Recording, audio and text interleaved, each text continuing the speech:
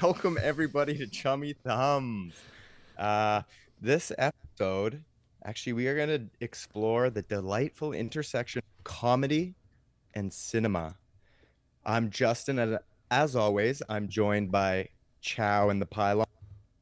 And The pylon. it's official.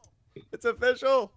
Uh, where am I here? Yes, today we are going to dive into the world of stand-up comedians who have made the leap to the big screen, and who better to spotlight than the master of comedic transformation himself, Jim Carrey.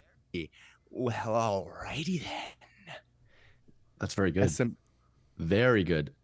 as Very Jim good, Jim. Carrey. Yeah, that's good, Jim. Oh, thank you. Well, as some of you know, Jim Carrey began his career as a stand-up comedian in Canada, captivating Eh? audiences with his energetic and physical humor. He's quite known for that. He gained widespread recognition on the sketch comedy show In Living Color in the early 1990s. Loved it. Don't know if you boys watched it. From there, he catapulted into film stardom with the hits like Ace Ventura, Pet Detective, The Mask, Dumb and Dumber, and I was today years old when I found out these were all released in 1994.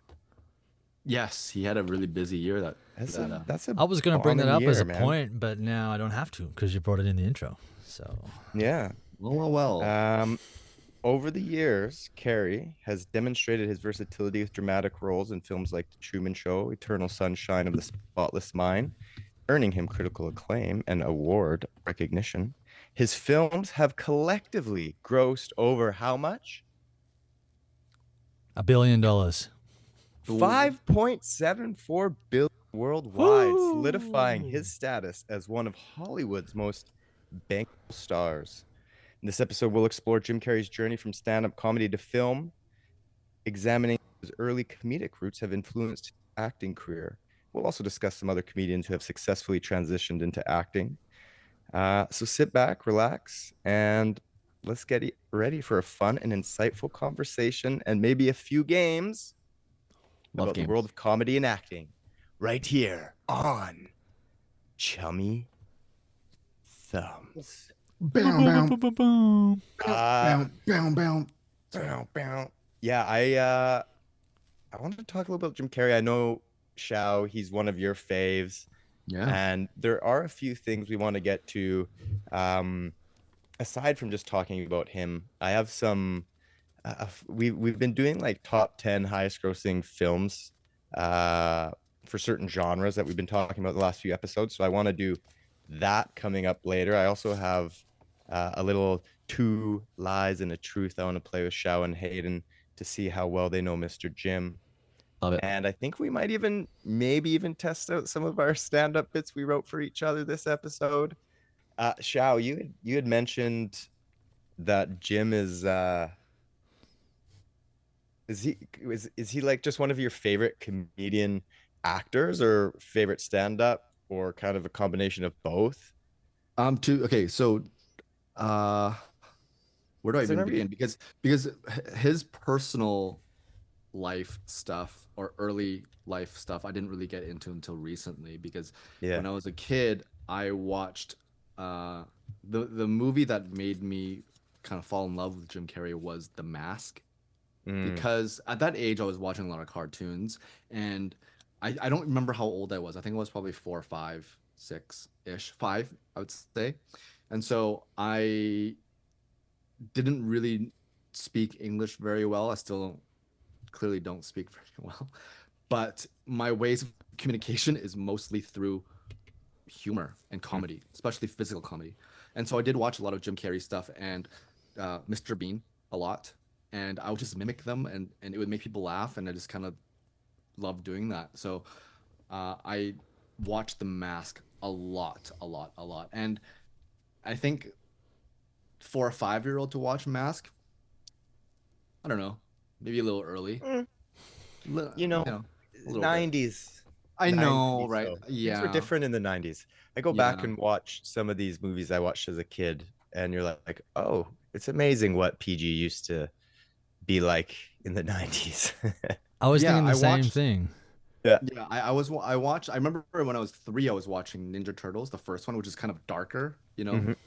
And then I think my nephew, who's 3 now, we tried to show him the cartoon version, and he doesn't even like the voice of Shredder. What's his It's name too. again from Uncle Phil? Jack Oh, something Avery? What? I don't Hey, remember do you his know? name.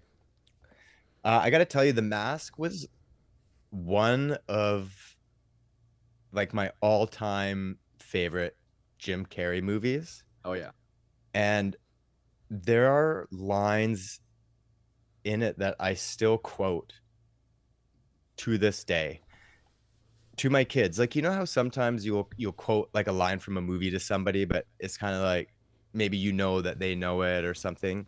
I yeah. know my kids haven't seen The Mask, and to be honest, I don't know if other people have seen The Mask when I do a quote, but just rewatched The Mask because I knew we were going to be recording this episode, and I didn't realize how many I used from it until I watched it. But I always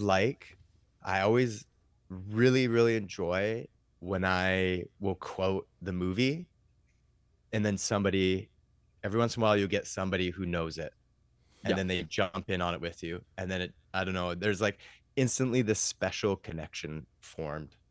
Just throw out some of the quotes that you like. Okay, so one of the ones I use most often with my kids is "Hold on to your lug nuts. It's time for an overhaul." I can't do it without cracking my voice. Is that when he's like starts and then he's like starts spinning a lot and stuff?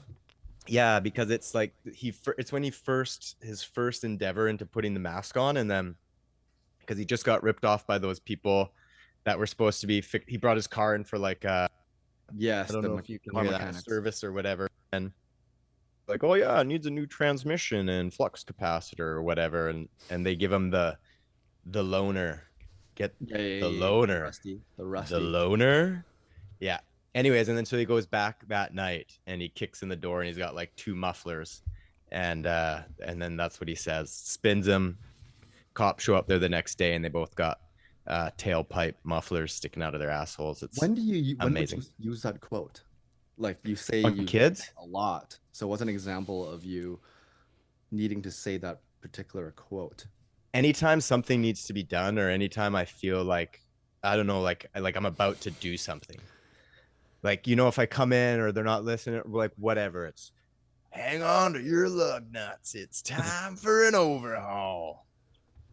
Yeah. And the And I kids are use just the like, "Ooh, Dad's lost it again," Yeah, he's lost it. no, He's but you lost know what's great is they will use it now, not knowing where it came from. Not yeah, not exactly. knowing No, where no, it came from. And it brings me joy when I hear them do that, especially when they don't say it to me and I hear them like use it in their little, like with their little friend group. I'm like, See, and that's where you'll. and the PARTY Oh because yes. I Because I gotta. gotta. Yeah. Hey, do you have any sort of connection to the mask? Any sort of childhood memories? Well, even the one you watch it, you're what, already probably 23 or something like that. Yeah, because But I'm so old. I'm so old. Um, Funnily enough, I was watching it last night, and I was like, as a young man, young boy, there's a reason why you remember certain actresses. And it was the first mm, time, and it was like, who is this woman? And it's Cameron Diaz, obviously her Cameron. first film. But I was like, that First film. obviously imprinted as a young man. I would have been it came out in 94, so I would have been 8. So still relatively young, relatively young. It's funny when you talk about how he had those 3 films that dropped in the 1 year. Talk about an explosion on the scene. Ace Ventura, I was not allowed to watch because apparently it was too adult for me. Dumb and Dumber, no one even mentioned it. It was kind of funny, and then I found that one later in my early pre-teen years. But The Mask was always seen as like the family appropriate one. But like you were saying just earlier, I watched it last night just to get a refresher, just to see how much of it I was remembering. And I was like, Justin, I was like quoting everything, mouthing along, chuckling along, noticing a lot more adult things as an adult watching it. Oh yeah. And I was like, how does this pass? I was trying to find the genre of it. I was like, is this a family movie? Is this a kid movie? Not like the Son of Mask or whatever the hell that second one was that tried to be a family movie. Judging by Justin's face. Oh god. Ugh, so bad. Wait, did Don't you guys talk watch? about Did it. you guys watch it? No, we I agreed didn't. not to bring it up. No, we we're agreed talking not to about bring Jim it up. Carrey here. I So think even JB Kennedy never wants to never wants to have that brought up ever. I think. But I was trying. I had a photo that I was trying to find. I'm pretty sure I've got it here in Canada. Just real quickly, not me, but I used to be one of the few people in Australia that would do Halloween because my birthday is the day after. And there's a picture. Why you right. both gave That me the math checks same? out. You, That yeah, math you checks both out. were like, "What the what? What's the day after Halloween? Huh?" I for some reason I thought I was thinking your birthday was November 7th, but it was No. somebody else I was thinking of, and they're October 7th. And here I am working with you for how many years? We've been buds for how long? Now you can't tell me when's my birthday. I don't know. I got it in Motherfucker. a Yeah, calendar. that's I got it right. in a calendar. I got it in the calendar because I can never remember anyone's birthdays.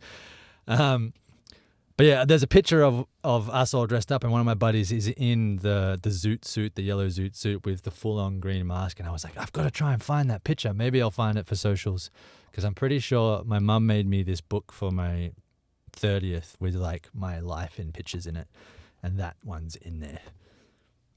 Funnily enough, I can't remember what I was dressed up as, but I remember my buddy was dressed up as the mask. Nice. I gotta say, having rewatched it recently,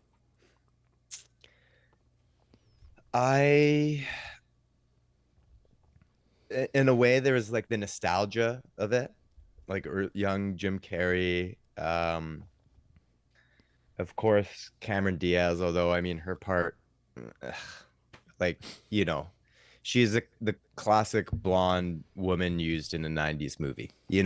I don't know how much she added to the film, and no disrespect to her, she's incredibly talented, but more Jim Carrey and the guy who plays Dorian. Like, I really like him as an actor. But having gone back and rewatched it, what I'm getting at is there was the nostalgia of it, but then there was I almost wish I hadn't. I almost wished just my memory of it is what lived on, because I was a little bit disappointed. I feel like I remember it being better than when I watched it just recently. Well, that happens to Yeah. to me with a lot of movies, though. I mean, Yeah. grew up watching, and then It kind of made me funny go, things aren't as funny anymore, or whatever, Yeah. as funny anymore. But yeah, maybe want to watch Dumb and Dumber because I love that one. But Until it happens what's to it- you for that one too.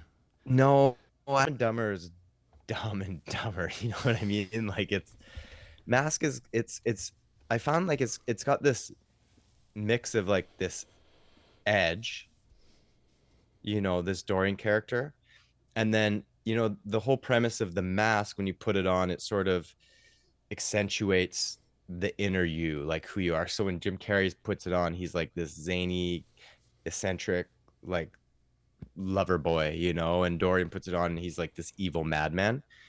And so I found there was times, having rewatched it, that there's this dynamic in some scenes where I forget his name. I'll have to get our research team on it, but the guy that plays Dorian, he plays such a good villain.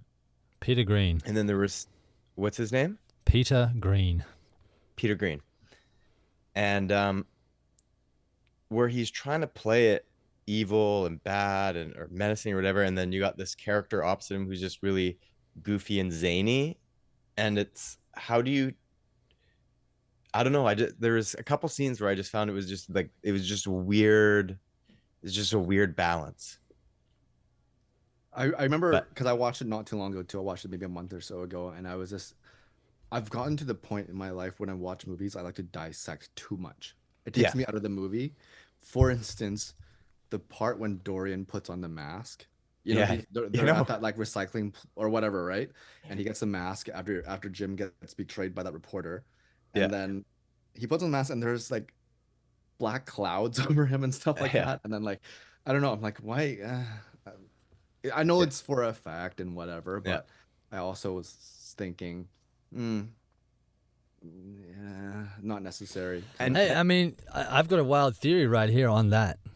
They say that the mask is potentially from Loki, right? yes, So Yes. if that's the manifestation of Loki on a evil person, maybe that's Thor's way of attempting to show up and be like, "Yo, my brother is really coming back now." Wild. Uh, what's the word? Fuck, I don't even know.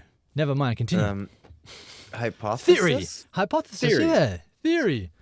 I like Hmm. the theory. I did want to get into that because I was like, that Uh, was something that I didn't remember actually, because I was not obviously Marvel has become this juggernaut, and I know people watched Marvel shows and read the comics and shit before, so maybe they were able to make that connection, but I never did. So having going back and rewatching The Mask, uh, this I realized the connection that they had. The first time I watched it was probably just like, like anything in a movie is just made up. Like, oh, there's this Loki character that's made up, and he's the god of mischief, and they put that in there to make it make sense for this movie. So there was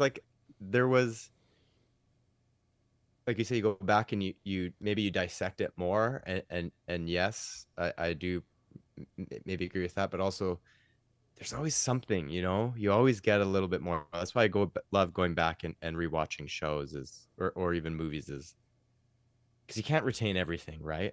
You retain the Yeah. highlights or the lowlights, but there's all those little bits in the middle that can sometimes be lost. Yeah.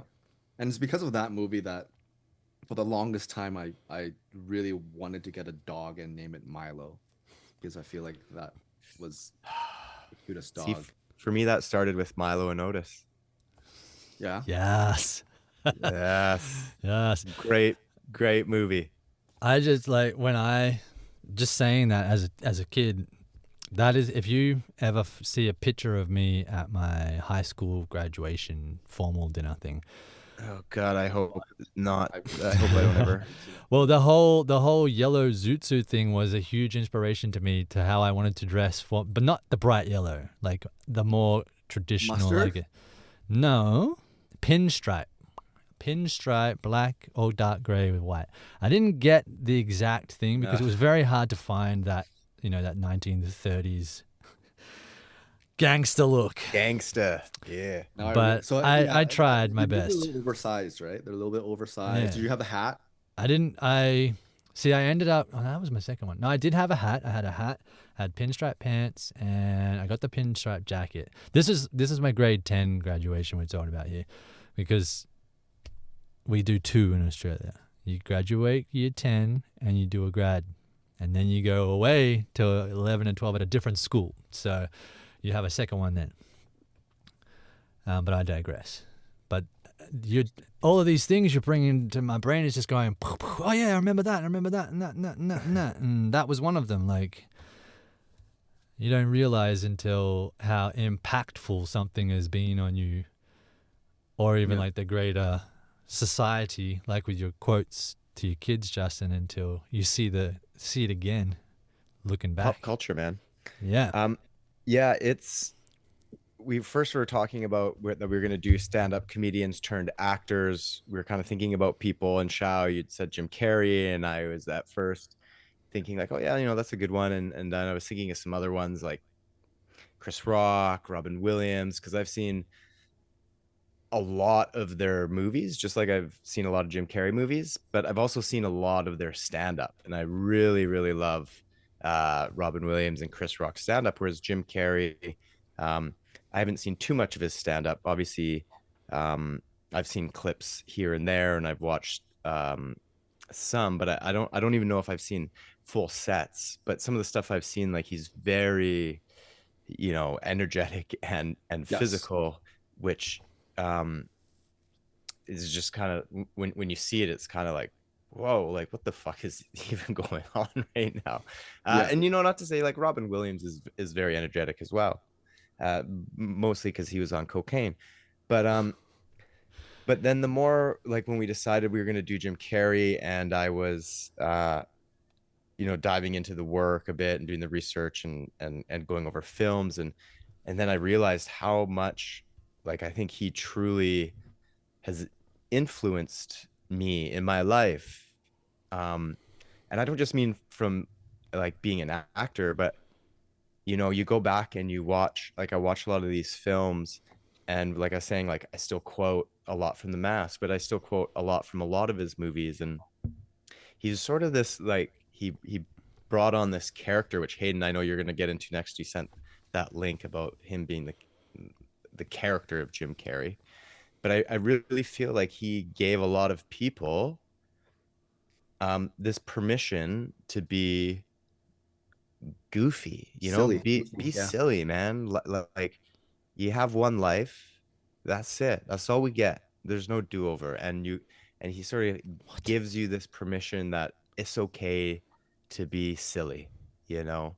And I Yeah. thought it was very fitting for him, and I didn't realize it at the time until Hayden, you had sent that link, that there's that scene with the doctor in The Mask where he talks about, we who you are and who you are with the mask, and not like the the mask Jim Carrey, but just as everyday people, we go through lives with this mask on, that we want, how we want to portray ourselves to other people. Yeah, and that lesson was heavily went over in film school too. They kind of really want to strip away the mask so you are open and Yep. can receive and do the give and take and just be completely neutral. And they always say find your neutral, which pretty much just get rid of all the bullshit, get rid of all the stuff you're afraid of, all your ego, all that stuff, strip it all off.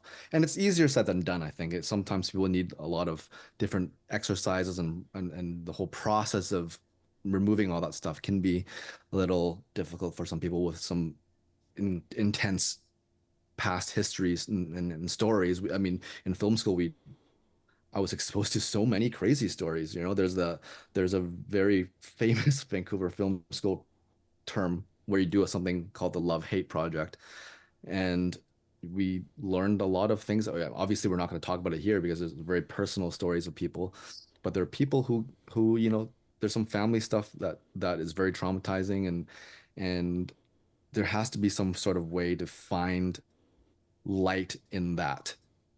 Like it's hard, but I think a lot of these situations you do have to walk away. Preferably, you can walk away learning something and just know not to go down that path anymore, that kind of thing. But yeah, so with talking with The Mask, I think rewatching it, yeah, it's a silly movie. It's a great cartoony movie, which appealed to me as a kid, but there is such a more deeper human sort of message to that movie, which I really enjoyed.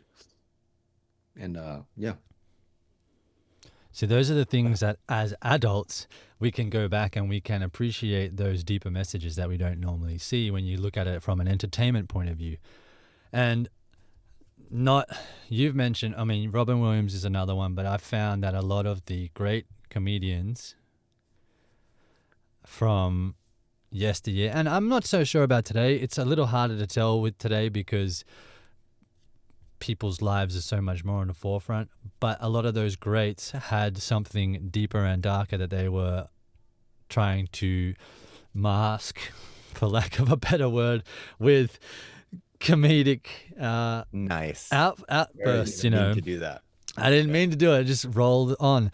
And yeah, that video that you're talking about, Justin, is from a TIFF interview, the Toronto Film Festival, from almost 2017, I think it was. He also brings up the same points. I started watching the Jim and Andy documentary that you mentioned as well. He brings up some of the same things. And Shao, if you are able to find a way to watch, I don't know why I inverted comma that for those. If you're able to find a way to watch it, it's really good. I've only gotten like half an hour into it, but I'm like, why did this take like 20 years to get released? Like, what the heck? Yeah, it's so Shao, you need to watch it. but it's Yeah, it's quite sorry. There's two movies, right? The one he actually did, and then the documentary of him doing the movie, right? yeah. And I he think I got did watch the documentary one. I the think I did weird thing watch that. was he got Andy Kaufman's girlfriend to be the one that was filming him as Mm, Andy Kaufman. So I was like, that's like a whole nother level of things. Um, but there was a part in that, just to sidetrack very quickly, where he was so in character with the director, and I was watching this going, as a director myself, I'm like, I am so glad that I haven't had to deal with actors that are that involved in their parts Method. yet. Yeah. right. To he was the director was on the phone with he was talking to Jim, but Jim was Not talking him. back to him, not as him. And then Yes. it got to a point where Jim switched and was like, "Hey, I can fire those two guys from this project if you want." And the director goes, "No, it's okay. I want them there. I just wanted to talk to Jim for a second." So he was that deep into it, and the director was getting messed up in his own head that he thought that he might have lost connection with his Right. actor. And I thought that was just incomprehensible, but also leads back into the TIFF interview that I sent you guys about how each one of his roles is a character created, even the one of himself, which makes you wonder what exactly is he masking himself. But if you look at his early stand-up, just to keep going on a roll, you saw the point where he got to a part where, because he used to do impressions, right? Just a lot of impressions. And he got on, was it the Carson Daly show as an impressionist? And he was like, I kind of don't. Oh yeah. Carson Daly show? Um. No. No. Ca- One of those Johnny old, Carson. I don't know. Whoever's out there and knows it, Carson Taylor, the MTV guy. look it up. It's I some went old. to TRL. Look how many hugs I get. I don't know. That is Eminem. Yeah, Sorry. it's Johnny Carson. The Johnny Tonight Show. Carson. See, Johnny I Carson. got the name right. Just anyway. Um, Sorry. when he did his first stand up and he was like, he introduced himself and then he was like, alrighty then, like straight after it, because he wanted to be like, everybody does the same shit to start with and you're all expecting it. But Yeah, now he cuts. He just rewrote the It's- whole thing, kind of like It's iconic because on its head. Yeah. he didn't give the audience a chance, because most people come on and go, "Hey, I'm Jim Carrey. How's everybody doing tonight?" And then everybody goes, "Yeah, woo." But he's like, yeah, he goes, "Hi, I'm Jim Carrey. How are you all doing tonight?" "Well, alrighty then." And like instantly he has the crowd. Yeah. Yeah, and then he would just You- fall. He would just, I remember like he'd be like, "All right, people, like that's the last bit of physical humor I'm gonna do." And then he just literally just like falls, just like a like a brick, man. Like no hands up, just falls on his face. Yeah, I remember Um, there's a famous clip where he does a Clint Eastwood impression. He just kind of slowly morphs his face into Clint Eastwood, and it's just Yeah. so good. And he does the same thing with the Grinch now too. He can just change into the Grinch's face. It's kind of crazy. Yeah. But speaking of stand-up, do you guys have a preference in terms of if you're watching stand-up? Do you guys prefer someone that's off the bat high energy, or like the Robbins or even Bobby Lee? Actually, he comes on straight away, just like that kind of thing. I'm not saying there's a right way or wrong way, because I think the opposite is also funny. But do you have a preference in what you like to watch? I would have to say I do not have a preference, because to me, you swing both ways. it can be pulled off either way. But I think the energy, I would, I feel like coming in full energy is riskier, because it can come off as trying too hard. Yes. Whereas the True. slower, it could just be like, oh, they're bad jokes. You know what I mean? Or I feel like there's a little more forgiveness for me when I'm watching stand up, because I like it could be building and you just don't know. There's like sort of like that little bit of tension. Whereas if you're coming in high energy, it's like, poof, like you better nail it, because Yeah. I could probably put up with a little bit lower energy jokes that aren't landing a bit longer than I could put up with like fucking 11 energy jokes that aren't landing. That's Um, true because like if you have low energy, someone kind of I wouldn't say low energy, but just the someone like do you know Tig Notaro? I Tig love, Notaro, yeah, she's very her tone is very monotone and very yeah, but it's so funny. So if you do bomb a line with that and you have that awkward silence, it's easier to turn that awkward silence a bomb joke into joke in itself. You can just say something like, even when people say, "Well, that didn't work," cross it off the list, exactly. kind of thing. But if you have high energy, you're like, blah, blah, blah, blah, waiting for the punch, like you just get the punchline and just crickets. Yeah, Well, okay, it's kind of it doesn't hit the same. But I guess it Yeah. depends also on the order of the lineup, right? You don't want to start off low energy, right? I don't think anyway. You kind of want, might maybe slip that in the middle or something like that. But there's also another kind of thing where people say that comedians are um there's tragedy in their lives, 100%. right? I think, um yeah, I I do, to an extent I do agree, but I also don't know if it's necessary to be funny. Only I don't know how to say it. It's just Conan does a big thing on this where he does say he doesn't believe that's a must or you have to have some sort of whatever, right? That for him anyway, what is important to him for people in comedy is that you have siblings. That for him is important because that's kind of the dinner table for him and for a lot of people he's interviewed agree that that's kind of where you test out your material. You can leech stuff from your parents if they're funny or your brothers or sisters how they interact. They can, whatever, right? He has a family of 7 or something like that, like or 6 or 7, I can't remember. But he has a lot of funny siblings, and I think he just interviewed Jon Stewart. They're talking about that. There's other people that they he's interviewed that so, oh yeah, that's that is right. But I don't know if it's necessarily true that you need to have some sort of painful upbringing in order to be, you know what I mean? But it seems to be I the don't, case I with a don't lot of the think you, big names too. It's kind of like, yeah, Robin, he's freaking hilarious. He's a genius, but he also, no one knows he had a troubled past and what he was dealing with and all that stuff. And, I and, don't think anything like that would be a necessity. I don't yeah. think, I mean, and I don't think this just applies to stand-up comedy.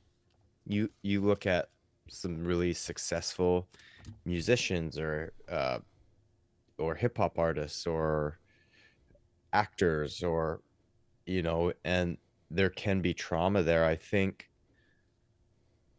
maybe why you see it is it's a way, it's an escape, right?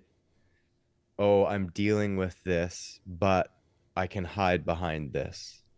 Oh, I'm struggling with this or whatever it may be. I can, if I get people to laugh, then you know they're not going to know about this part of, you know what I mean? I feel like it's a shield. Hmm. It's a mask, so to speak. Ooh, full circle moment there. Um, Ooh. Okay, Very Sha, you're nice. next. You're next. but I do want to say that some really, because I want to mention Tig Notaro was great for slow stand up. I watched a lot of this guy, Nate Bargatze.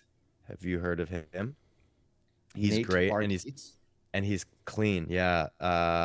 Oh, here we go. B A R Oh, I G H E recognize his Z E. face. I don't really know Yeah. his stand up. I know He's his got a face. special Oh, on same birthday as me. Nice, which is March March 25th. 25th.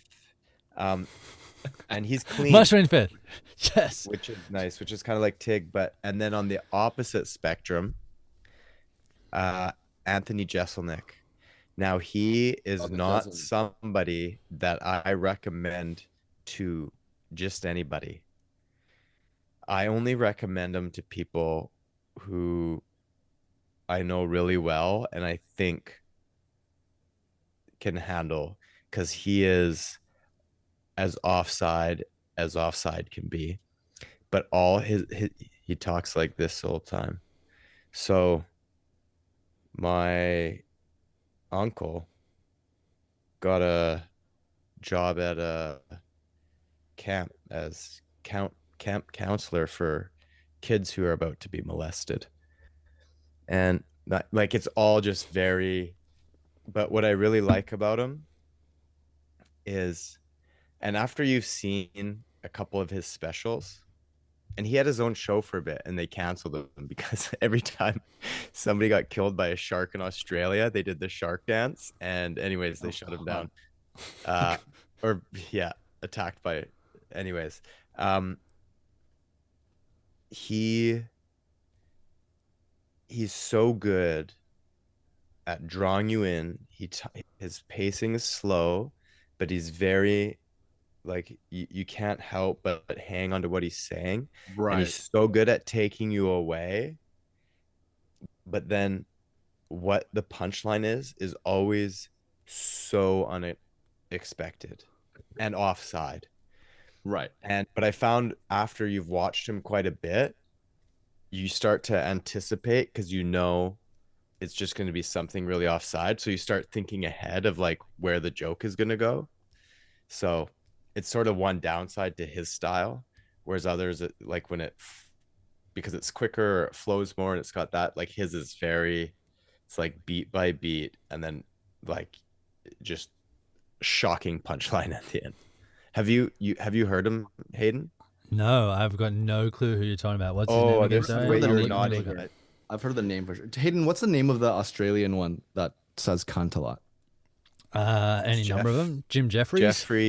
Jim Yeah, Jeffries. is it Jeffries? Like, you fucking can't, like, well, that guy. Yeah. Probably. say that? He's rolling through Vancouver soon Oh, is he? with Oh, I think I remember seeing the that. British guy who's Jeffrey Jims or something like the opposite. Or Oh, both- that's something car? Is it something car? yeah. Is it Jim Carr? Oh, fuck, I don't know. Anthony Jeselnik, Thoughts and Prayers. It's on Netflix. He's got 2 on Netflix. What's that guy's name? Now I'm fucking pissed. I haven't heard of him though, Justin. So Oh, it's Jimmy Carr. Jimmy Carr. Jimmy Carr. Yeah. Jimmy Jim Carr, yeah. Jeffries I like and him Jimmy too. Carr. I like him. He Yeah. has a weird like chuckle. He goes, when he laughs. No, that's just an Aussie thing. See, you guys are a lot more, I guess, contemporary comic. I did that air quotes again. Contemporary? They are contemporary, as in, there was a big long period there where I didn't know who was a current stand-up comic apart from who gets thrust down your throat, who had transitioned into film. So like when it was Kevin Hart, when he was Kevin like Hart, yeah. the big thing, or any of like the sketch comedy artists that made the transition into, full films and stuff. But I grew up not listening to it, but I grew up with one of my favorite films is like The Three Amigos. So I had people like Steve Martin and Martin Short and Chevy Chase, and then I kind of went off that. So I, in my old man ways, got stuck in that generation of comics. So like Steve Martin is someone that I listen to him, and he's very clever in his delivery, but also very, I find him very witty and sarcastic, which is a very Australian thing. So listening to him, I get great pleasure and joy in listening to his delivery. So it's not hyperactive and manic, and it's not like really droll and dry. It's kind of, he's almost making fun of the listener, and then he'll bring out some real quick whip. And I love that kind of delivery. That's just going way back in the conversation to what we like. But some of those people, Justin, that you're mentioning, I'm like, I got no clue. Like there used to be, was it Green Faces? I don't know if that's a thing here, but I think it might be an Australian broadcast where they It's not allowed. Is this another mask reference now? It's frowned upon. Green face. Green Face. Yeah. Oh, when they had like the Edinburgh Comedy Festival, we used to get that broadcast in Australia all the time, and Just for Laughs and whatnot. So there's a lot of British and Australian, and not as many of the North American big shots that came out. So Well, I'm Just for learning. Laughs is Canadian. Yeah, it's in- see, yeah. Montreal, like Yeah, the it's Montreal Montreal. Comedy Fest. Yeah, And they do it in sometimes they have maybe a section of it, and I think they do Halifax as well, I thought. But yeah, definitely they started in Montreal. So yeah, so when I was growing up, lots of them. I knew all the current ones, and then now I'm like, who? There are so many. Like we've mentioned before, like there are so many that are big now, and I'm like, who and what? And There's that. more and more people coming up, because I think a few years ago Netflix made stand-up comedy such a huge thing, right? Giving everyone their I, specials and yeah, I whatever. watch And so many stand-ups on Netflix. It's yeah, awesome. yeah, yeah. Yeah. And I think they were always, I guess stand-up was always here, but it's more mainstream now and people Yeah. appreciate it more because it's kind of everywhere. And you have people like Matt Rife, where his style is, I think it's more kind of on the shocking side a little bit, right? But he also is smart in a way that he can work a crowd very well. That's kind of it's almost his bit now. His whole spiel, his shtick is to work the crowd, and that's not always an easy thing. And some people, I've heard comments of people saying like, "Oh, that's not real comedy." That like I would love to pay to watch a comedy show, not people talk to the audience. I'm like, well, it's that's in itself is a form of art too. You Yeah, know, the it's not improv easy to do. to find the Yes. joke from what And you've sometimes I think that's the received. funniest part. I feel like sometimes it's the funniest thing if you do it like, you know. So here's the thing: if he's, have you watched the special? Because I was like, Matt I Rife actually blew up. didn't. I watched a So lot of his clips, but not yeah, special. so he blew up on TikTok, and I, he got in my algo, and because he's this funny guy and he's super handsome, right? Like 80% of the people that go to his shows now are women, and he hams it up for them. And a lot of the jokes are he's doing are with women, and when he's doing his crowd work. Um, and so, anyways, him and Jeff, what's his name? No, Jeff Ross. Jeff Arcuri. Um, yes, Jeff Arcuri. So I watch a lot of them on TikTok. Both really good at crowd work, like Oh, I know really who you're good. talking about. I know that Jeff guy. Yeah. Yeah, My and name is Jeff. so What was that? so Matt Rife, I got really 21 big Jump into. Street. Sorry, Um, I'll explain go later, ahead. Shao. No, just go. No, because you're on a bit. Blame Shao for interrupting did your do flow. You're like, what was that? Like, Um, just let me say my one-off lines in the background, and that's all I get. yeah. Could you just take your face away from the microphone then when you do it? God damn it, Hayden. Just because it's your show doesn't My mean you name is can. Jeff. um. So, anyways, Matt Rife, really liked him. Thought he was really funny. His crowd work was phenomenal. So excited. I was like looking to get tickets because he was coming to Vancouver. So jacked. His special was coming on Netflix. I was like, oh yeah, like because I've only ever seen, TikTok clips, right? I've never seen a set, and all of his clips have been crowd work. I watched his set. I was like, this guy is fucking dog shit. Like I was so unimpressed. I will give it to you. It is an art to work the crowd, and that's like this Jeff Curry guy. He's really good at crowd work, but I think being able to write jokes is a completely different skill. I don't think because you're a good joke writer, you can necessarily do good crowd work, and I don't think just because you can do good crowd work, you can do a full set. Like Matt Rife had been doing it for like what 10, 11, 12, 13 years before he blew up. Mm-hmm. Nobody really knew who he was. He probably wasn't getting a ton of minutes at comedy shows. And then all of a sudden he blows up on TikTok because of his crowd work, not because he has good sets. And what I mean is like pre-written jokes. Because I don't think I I bet even you, know any of. I was I gonna don't think say, I've I seen bet any of you his set stuff. exactly. I was just gonna say, I bet you of all the shit you've seen of him, you've never seen something that isn't crowd work.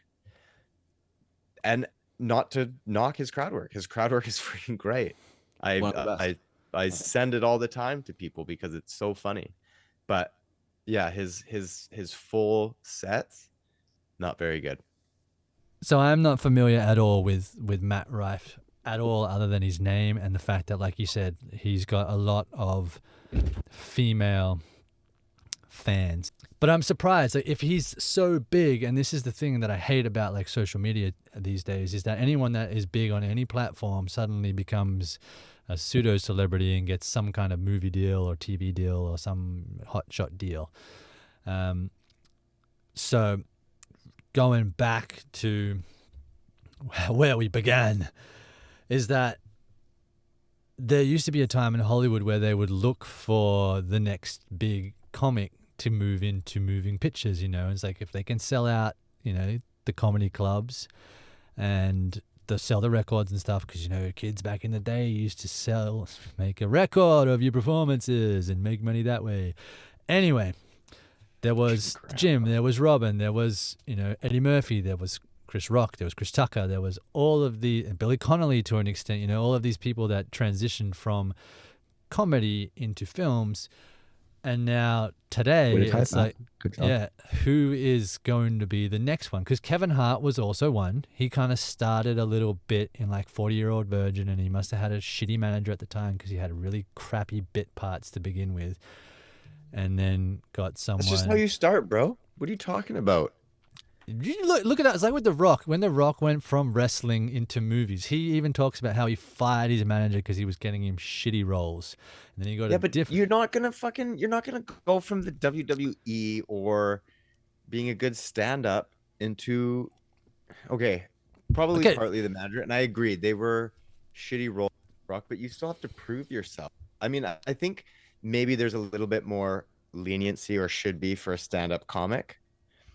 But like going from the WWE, it's like John Cena. Like, I get it. I get why they got those roles at first. And now I love watching The Rock and Cena in films. That's not what my point was specifically, though. But I was like, yeah. Who is the next? I got really aggressive there. I was like, who is the next one? Who is the next one? Because I haven't been angry at you yet today, and because I haven't said anything to set you off like the letter H is the proper way of saying it. But so you've got. I hate that so much. I'm going to bring it up all the time. So I mean, if you look at like Bobby Lee's kind of done little bit parts throughout his career. He was kind of big on Mad TV, and then he had all these little bits, and he was friends with Pauly Shore, who was a bigger presence, so to speak, for certain crowds of people. Yep. Kevin Hart came around, and then I'm like, who's now? You've got, I mean, Andrew Santino he just did Ricky Stenicki, which is a big film with John Cena, of all people, and Zac Efron. And that was a really good film. And I'm like, I wonder if they're going to push him to try to do more films, or if any of these, maybe they don't need it anymore. Maybe the comics don't need to switch over to find, you know, wealth or fame or whatever they're searching for. Or maybe, you know, maybe Netflix is like, yeah, we can just do a special. Well, he had his own show for a bit there, didn't he, Shaw? Andrew? He had his Netflix special, Cheeseburger. Yeah, but see, it's a special. It's not like... No, not a special, though. I mean, he had a show. A couple seasons. He wasn't Dave, but he wasn't his show. Oh, is that what it was? Okay, I thought he and another guy had a show there for a while. I also want to say that we went almost an hour without bringing up another big name, Bill Burr.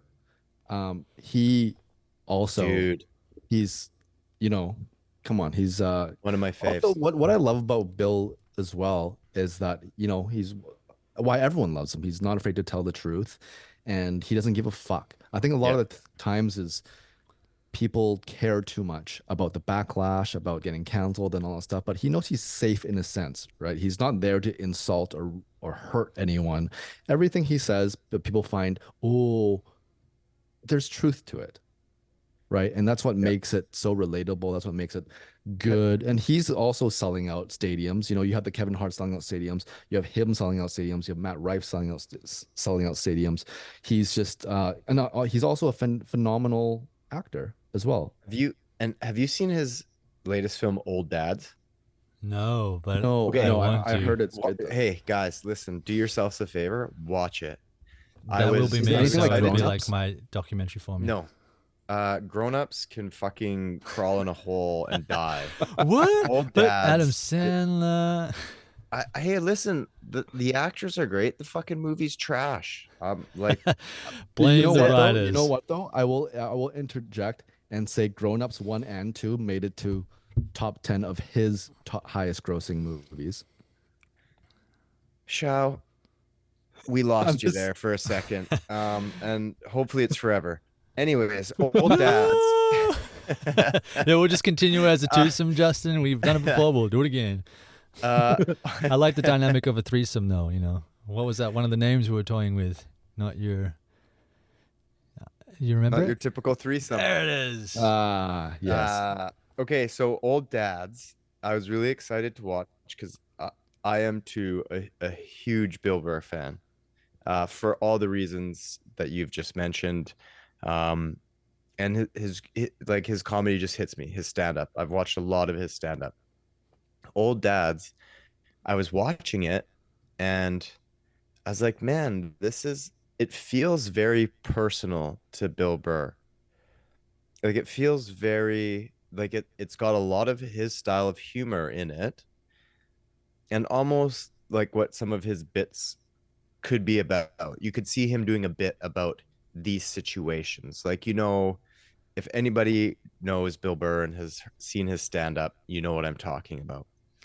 Um, but it was also there was emotion to it because it's this guy who's an old dad. He had a child older in life, like himself, and the dealings of that, and sort of being because as a father myself, it's weird, right? Because you know how you were raised as a kid. And now you're in a completely different generation.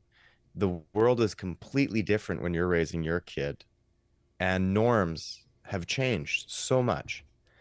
And so, especially for him, right? Because he's even older than I am.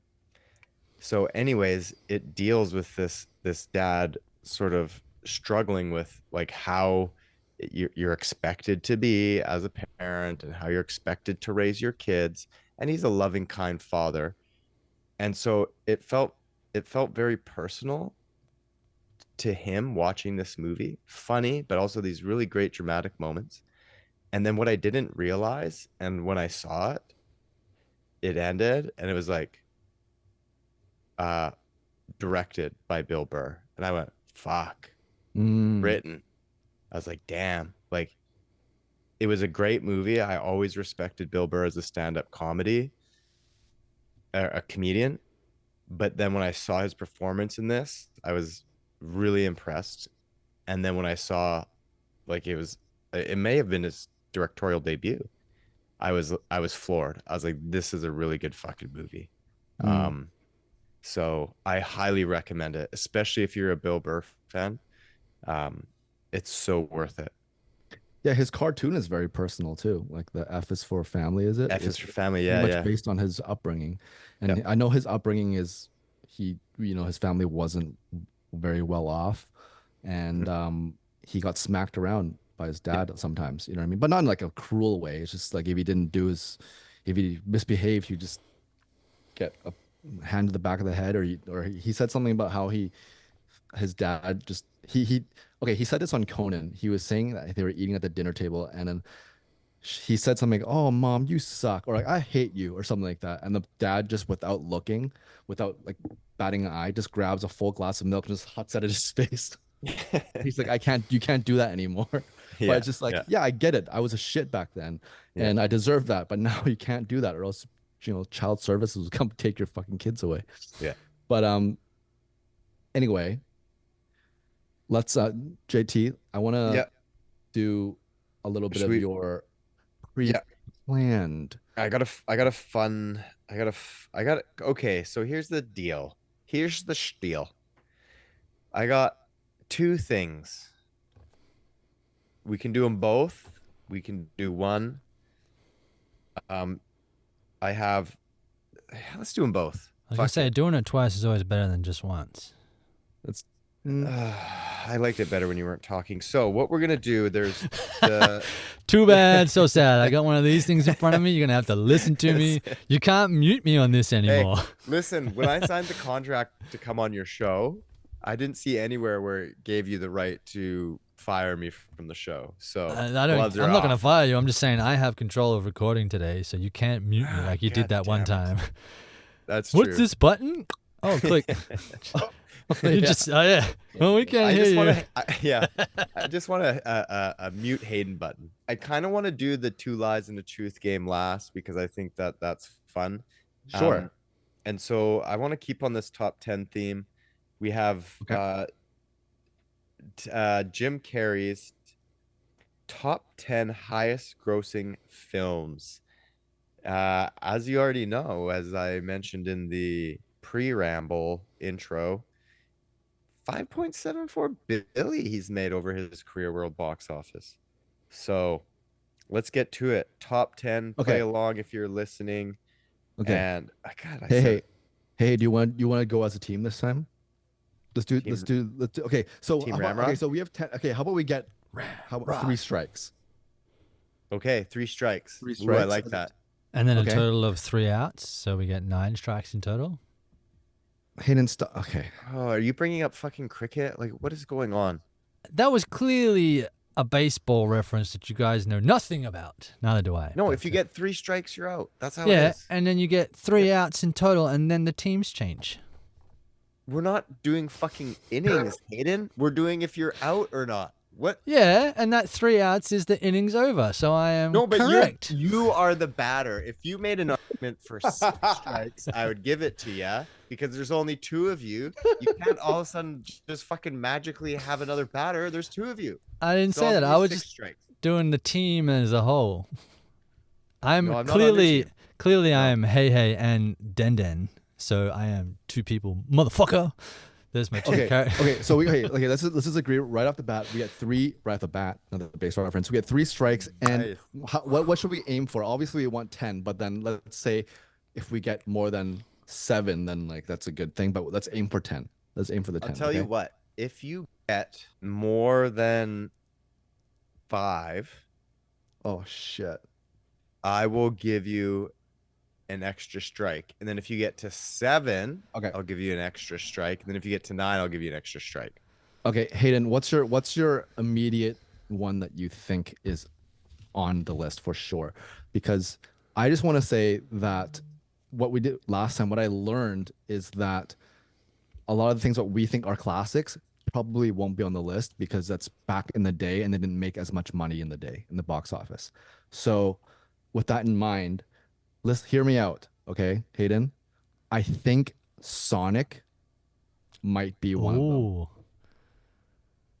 I think because I know Sonic, or is it Sonic or Sonic 2 did really well in the box office, but I'm not sure if it's top 10. Let's just hold that off for now. What's your one that you think is for sure on? Okay, I'm going to go with, because he dominated the 90s and the early Yes. 2000s, and then a certain other actress dominated TV up until the early 2000s, and then she transitioned to film. I'm going to do Bruce Almighty. Oh, good one. Good Bruce one. Almighty's on there. That's Wait, one. okay. We're on base. We're on the board. What number? Can you tell us what number it is? Bruce Almighty's on the list. It is What do you number think? 1. Bruce Almighty's number 1? Bruce Almighty is, because I know you want to know. Sorry, I didn't mean to cut you off, but you asked, and I wanted to let you know. Yeah. Bruce Almighty is number 1. Do I know 85 million. 485 million? Holy Wow. smokes. Brucey. Okay. Smoking. Okay. I was So shocked when I saw that, boys. When I was getting the list together, I was shocked that that was his number 1. yeah, same actually. Okay, so what do you think of Truman Show, Hayden? Do you think that would be on it top 10? I think so, because he'd kind of teased a bit at being more serious roles, and then that one came out and it had a good cast and it was a really good premise. And Yes. it was the right amount of humor with serious I think it would have done really well. I think so too. Do you want to lock it in? Should we lock it in? Lock it in. I was Okay, going to say lock the in- Australian We'll guy, lock but in Truman Show.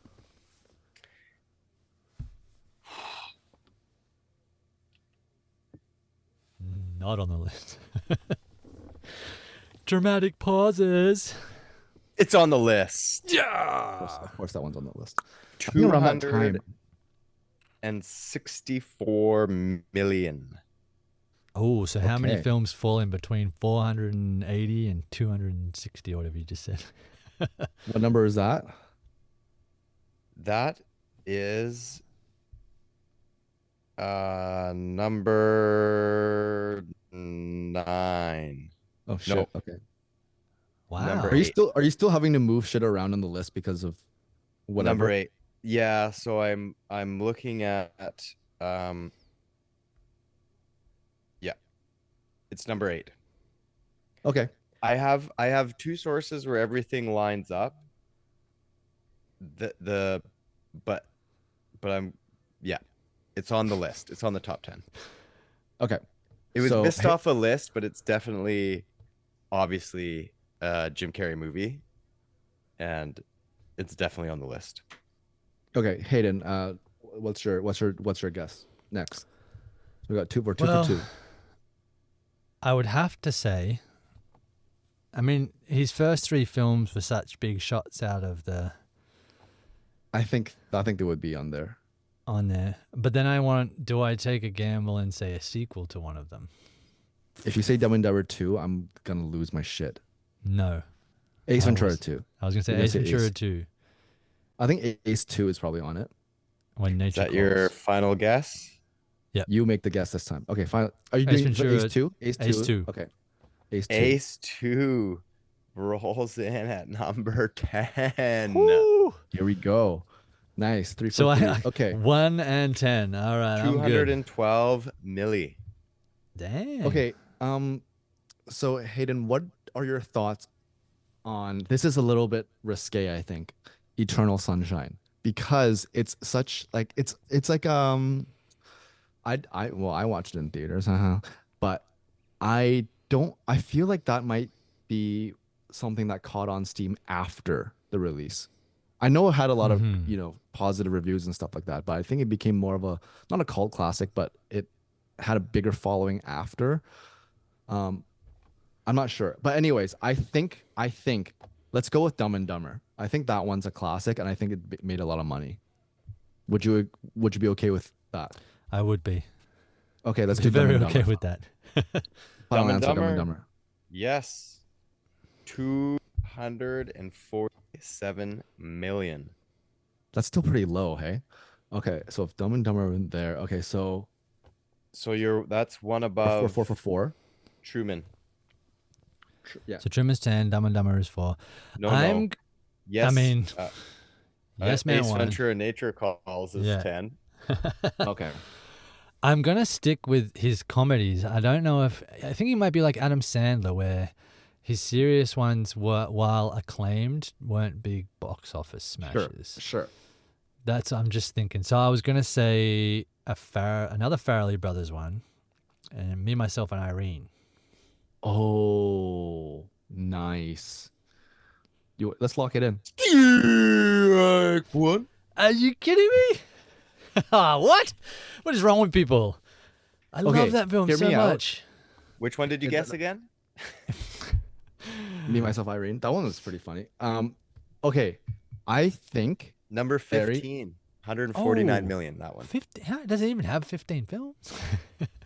okay, He does, Hayden. he does. So what I was gonna say, and what I remember hearing, oh shit, my light went off.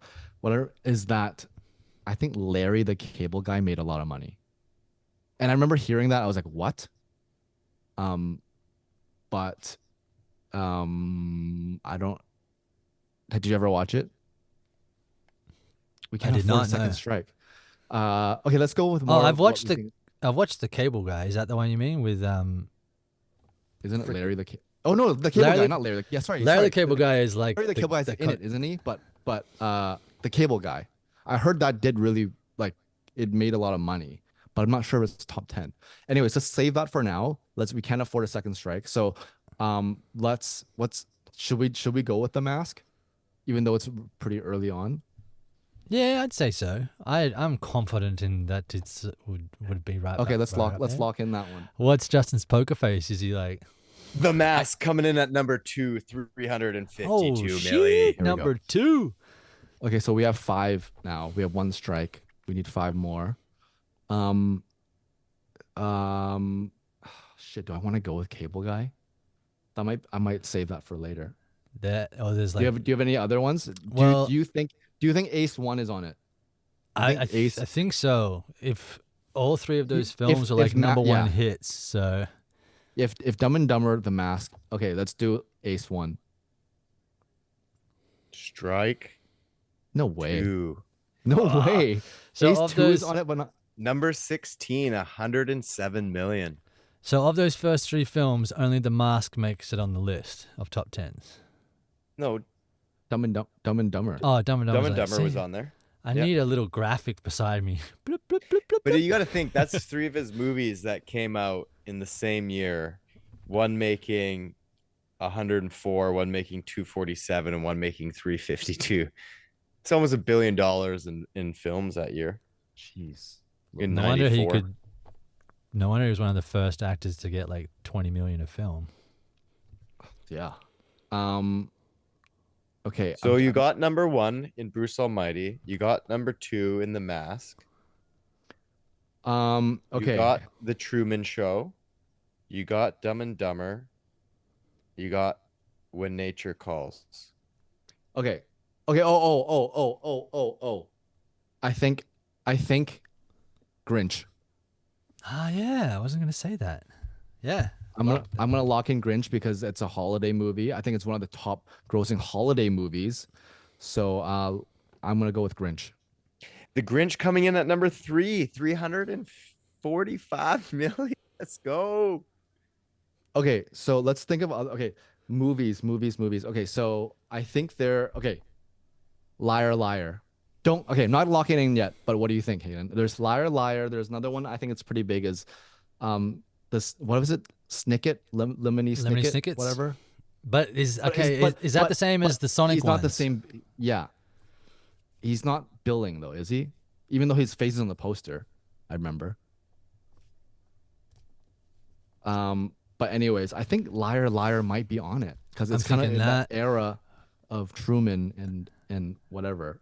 Mm-hmm. And then like this spiritual sequel to it, Yes Man. I'm thinking that, but only because like it's got Zoe Deschanel in it, and Okay, but I'd let's stick with Liar first because I was what 90 like late 90s. wait. So we have 2 strikes already, so we're kind of closing Yeah. in, and we got 6 right, I think. Okay, I think Liar is one of them though. Let's go Liar with Liar. coming in at number 5, 303 million. Staying alive, boys. Oh my god. Okay, so You we have just earned yourself a bonus strike. so we have Woo! 7, right? Do we get 7? You have 1, 2, 3, 5, 6, 7, Okay. and 9. Okay. There's technically, I know I said top 10. I'm playing with 11. Okay. So if you get one of the ones that I'm considering the 10 slot, I'll give it to you. Ah. Well, I'm do literally we go? trying to think. I'm literally trying to think of other Jim Carrey movies, but I can't really think of anything. So what did I say? I said. So we did Liar. You're missing 3. You're missing 3. Okay, so we have. So you're 7 missing total. number 4. Okay. You're missing number 8, and you're missing number 10. Where do we think like Fun with Dick and Jane is on that list, if it even makes it? Oh boy. By the way, the pitch counter is starting, boys. You're giving us Okay, a time okay, on how okay, long we okay. got to. Wait a minute. Does Batman count? Because I need to know. You know what I mean? Batman I don't- Forever. Well, listen, motherfucker. You can't cheat the system if I say Batman counts and then Yeah, but at the it's same like, time, must like, be- listen, But at the same time, it would Yeah. have cost it. But at the same time, it's the same thing as Sonic, right? He's the main protagonist in that, but that didn't count as one of his movies. I'll accept your Batman guess. Yes, it's number 4 at 337 million. Okay. See, okay. that's an interesting list, yeah, because like you said, all those films are he's not like the main good guy. Yeah, but I think Maybe, yeah, I guess the villain's a villain though. So I was gonna say in Batman he's like the main villain, but I guess in Sonic he's the main Main villain. villain. Can you But tell yeah, me which Sonic, number on the list that is, Justin? that was number 4. Okay, number 4. Okay. So that leaves us with 2 spots left. You need 8 and 10. Okay. We have. Okay. You do, because we have 2 strikes. You do one, I do one. You pick one. I don't even know what we've said yet already. Okay. I'm I'll going to go read with them off mine to you. first. I'm going to Okay. go. Sorry, Justin. I'm going to go with Okay. mine first. I'm going to Okay. lock in the wild card, Cable Guy. Ooh, that was a mistake, Shao. Oh, fuck. I was hoping you fucking just like ran away and forgot about that one. Cable number 17, 103 million. It's all right. We still have 1 strike left because we earned the bonus Yes. one. It's all up to you. Keep us alive. Here's what you said, Hayden. Here's what you said. Okay, here's what we've said. Number 1, Bruce Almighty. Number 2, The Mask. Number 3, Grinch. Number 4, Batman Forever. Number 5, Liar Liar. Number 6, Truman Show. Number 7, Dumb and Dumber. Number 8, blank. Number 9, Ace Ventura Nature Calls. Number 10, blank. Oh, yeah. Okay. Hayden, I'm just going to say really quickly that I still think I'm just going to list a few that we haven't said yet, okay? So the Lemony Snicket one. Yeah. This is something I don't know if they count animated movies, because Christmas Carol, he did Oh, that, yeah. and holiday movies are fucking, they rake it in. So that's an option. I think there's a movie where he did some shit with a penguin or something. Yeah, but I don't Mr. think that's Popper's in it. Penguins with Ewan McGregor. Okay, I don't think that's in it. But there's also Yes Man. But I don't know. Okay, you pick. I'm done. I already struck out. Ay. My gosh. I want to say another comedy, but it might be one of his more serious ones. Go for it. No, because then I might bomb us. I'm It's gonna okay. I'm gonna have to stick with Yes Man. 'Cause I Your remember instincts, Padawan. Young Yes Man is on man. the list. Number Yes. 8. Yes, Oh, man. Yes Man's on the list. 223 milli. Let's go. Oh, so we have one more? Number you have 10. one more, but listen to me. There's one more, but I will accept one of 2. Okay. Is it because they're really close and gross? I'll accept one of 3. And I'll explain my reasoning why after. So Hayden, I can literally only think of Christmas Carol and Lemony Snicket. Those are the only 2 I can think of that we haven't said. I don't know. I guess I don't know all his movies, but Unless it's Dumb and Dumber 2. no, I'm not. That's not. I don't count that as one of his movies. Just turn his microphone off, Shao. I've never seen it, but Watch I'm it be number thinking 10, by the way. as 'cause- like 'cause- as like a nostalgia thing, it would have made a lot of money. Fuck. Now I'm doubting. Okay, so if I were to put my eggs in a basket, I would put it on Christmas Carol. Christmas Carol. Just Then because do of it. the Let's do whole- it. Christmas Carol is one of the 3 I would accept. So congratulations. Yay! Applause. So what are the other 2, and why were you willing to accept those 2? So on IMDb, the ranked his, and they're obviously it's starring him, because they don't include Sonic, they don't include Christmas Carol. Number 10, according to IMDb, is a series of unfortunate events. Oh, Snicket. Okay. But I was exactly Snicket. So you're gonna be right either way you went there, or one that nobody thinks about. His animated one, Horton Hears a Who, made just under 300 million. So I would have accepted that because it's animated, but I know we're thinking of him like starring in it. So Right. I forgot he was in that, actually, to be honest. yeah, but that actually did really well. So I was gonna accept Horton Hears a Who, Christmas Carol, or Lemony Snickets. You guys were not gonna fail unless you listened to Hayden and went with fucking Dumb and Dumber 2. Did I or- not pick the Yes Man? I would actually, you should have You kept a did. tally on who got what. I think that was a pretty clean, like down It the was middle on who got what. Pretty good. It's 5-5. It's 5-5. And on that, I think next we should do one more quick little game. I think we should do Two Lies and a Truth. Two lies and a truth. You don't have to explain this game to me, or is it self-explanatory in the name? Yes, I will explain it to you. It's very simple. So simple. So, okay. What? I'll What was wrong with that? Listen, no, hey, listen. I'll get back to it when you apologize to Xiao. How about that? Chow doesn't deserve that. So Two Lies and a Truth. Coming from the okay, yeah, 2 lies and a truth equals I tell two So truths and a lie. So what I'm gonna read off. There's gonna be 5 rounds, okay? Play along with us. So I'm gonna read 3 things about Jim Carrey. Okay. Okay. One of them will be the truth. The other 2 will be a lie. You Okay. guys have to guess which statement is true. We'll do 5 rounds of this. Okay. Unfortunately, everybody listening, and Xiao, I'm sure you understand. Hayden, I'm sorry, I do not have enough time or crayons to explain it to you. So I progress just get right to it. Colored text to pens. Thank you very much. Beyond crayons. What is this? Preschool. I work in pastels. Ooh. What is All this? right. A school for ants? Zoolander.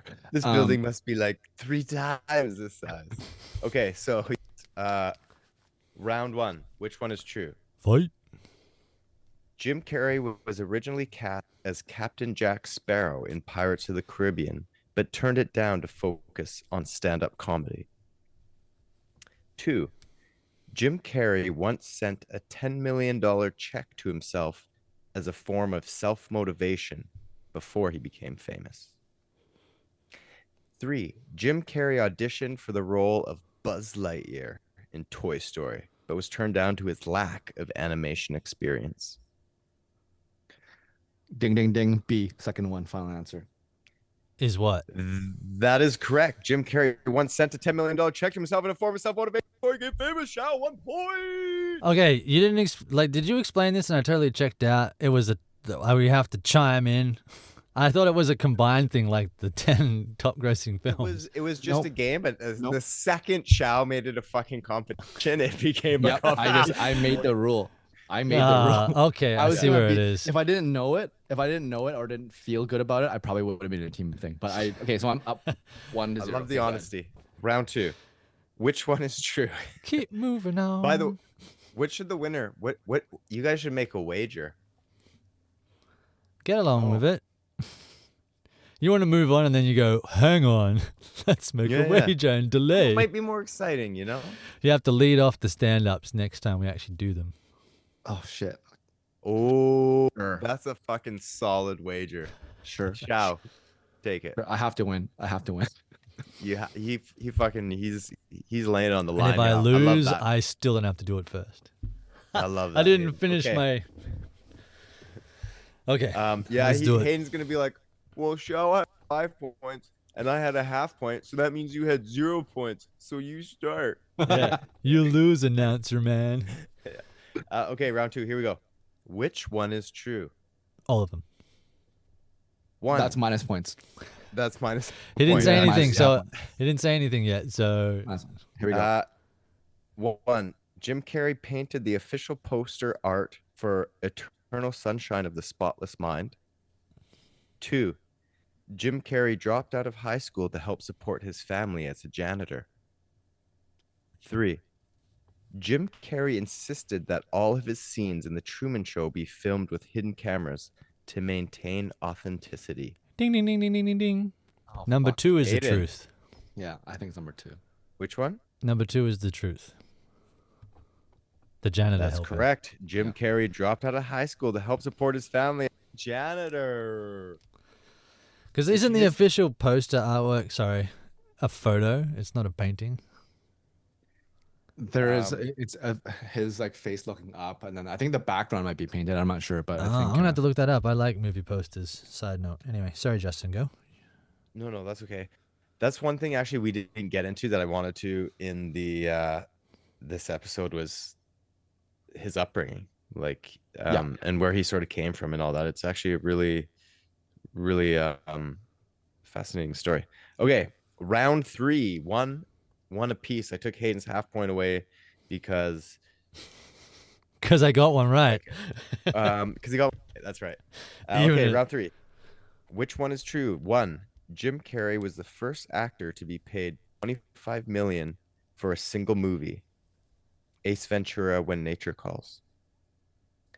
Jim Carrey practiced method act. Oh, this is number two. Jim Carrey practiced method acting by living in a cave for 3 weeks before shooting The Grinch.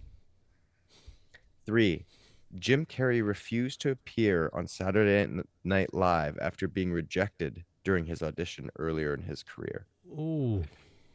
Ding ding. Oh shit. Okay. Oh no. It's either. Okay. Well, hold I'm on gonna a go with- second. Huh? Yeah, go for it. Okay, hold on a second. Go for it. Hold on. Go for it. Hold on. Hold on. Yeah. Hold on. Can I reread number three? The answers? All three? No, just the first one. Okay. Okay. Reread. Okay. Reread. Jim Carrey was the first actor to be paid $20 million for a single movie. In the Cable Guy. Sure. I'll pick that one. Is it that one? Ding, ding, ding, ding, ding. That's correct. Yes, he's the first actor to be paid $20 million. Yes. That's the one you're gonna guess, anyways, right? The 25. Yeah. I was. Yeah. I was. Okay. I was hedging on the denying one? SNL one. Yeah. Yes. I was between 1 and 3. There's I no way he thought- spent 3 months in a cave.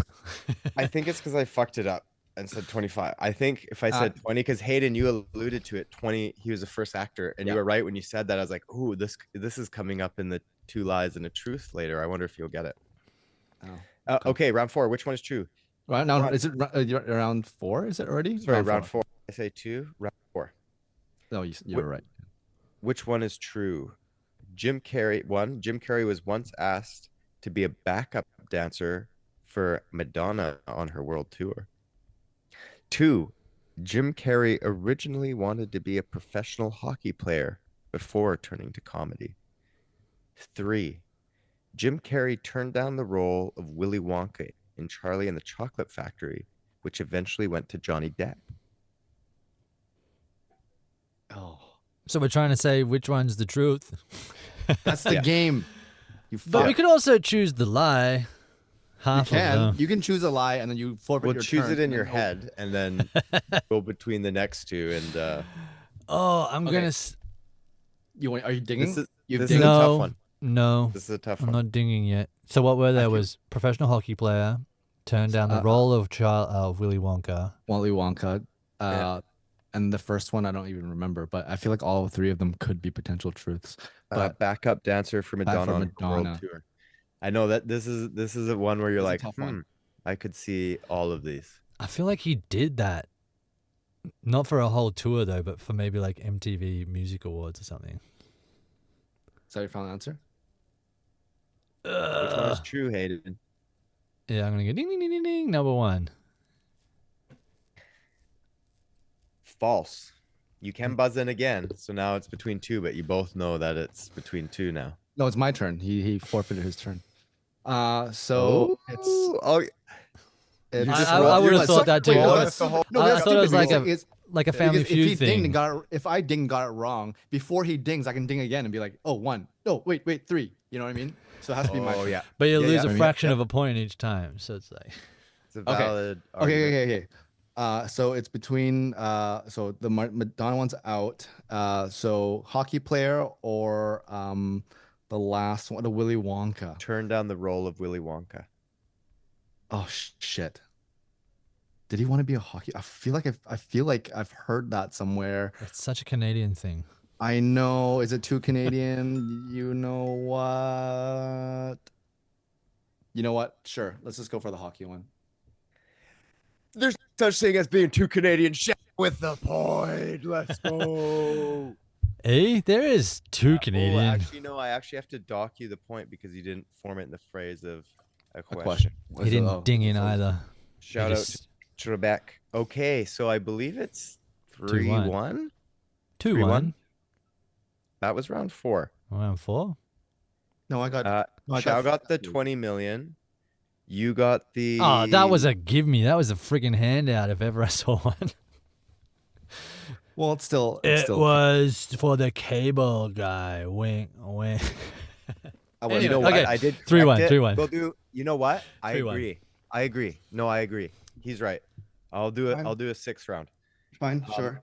That was. I agree. Okay, round 5. Here we go. Which is actually round 4. 2-1. Which one is true, Hayden? To explain the game again. 1. Jim Carrey famously broke his ribs while performing the rhino birthing scene, everybody's favorite rhino birthing scene in Ace Ventura: When Nature Calls. 2. Jim Carrey wrote his own lines for Dumb and Dumber, which were almost entirely improvised. 3. Jim Carrey used to practice making silly faces for hours in front of a mirror as a kid, hoping it would one day pay off. Ding ding. Whoa, that was a quick ding. I'm gonna go with number 3. Which is? He would make faces. What is making faces in front of a mirror, hoping one day it will pay off? That is correct. Hayden, you're doing it. It doesn't even matter if we round 6 because that's 3. That is correct. I didn't know that. Yeah. Oh, well. You know what? Now I you could know. see all those other things, though. I could see how you would break a rib doing that birthing scene. And I wouldn't be surprised if he improvised most of Dumb and Dumber. He probably did a lot of improvisation. I want an independent fact checker on that last question. I definitely would, but we don't have time for it now. Thank you guys for playing those games. That was fun. I thought that was a fun. really, you know what? It's funny because it was probably one of our more serious conversations we've had, and it was on comedy and stand-up comedians turned actors and all that, and it just goes to show nothing really. Yeah, Just that we like the sound of our own voices. Yeah. So Yeah. soothing. So So because I won, stay tuned for next time when Hayden will go first in a stand-up routine. he's gonna close it too. He's Written- gonna open the He's episode. gonna open the it and close it. episode. Open and Written, close it. so people know, written by you boys, so I don't have to take all the blame if my jokes don't land. No, and actually, it probably gives the audience a little bit of comfort knowing that it might actually be funny. Yeah, this is Clearly, you haven't read what I wrote for you, and I made fun of hockey. it's more of a risk for Justin and I think, yeah, I guess we'll see how it goes next time. But yeah, like Justin said, thank you guys for tuning in. You know, the good stuff, like, comment, subscribe, and let us know how you guys feel about this new format. We're enjoying it. I'm enjoying it. I'm speaking for everyone else. I'm enjoying it a lot because we are just digging deep into things that we really care about, and we And send us topics if are you're learning. interested. If there's We're learning anything- a lot too. I'm learning a lot about Jim Carrey. I'm learning a lot about the highest grossing movies of whatever we're talking about. Exactly. And now you guys have trivia to tell your friends or friend, you know, Your 6 about friends, yeah, exactly. just like us. So with that being said, Hayden, take us out. You were taking us out. Until next time, keep on. Grab your mugs. Chumming. Thumbing. Thumbing, yeah, I can't even remember it. Thumbing, thumb, thumb, thumb, thumb, thumb. Thum, thum, thum, thum.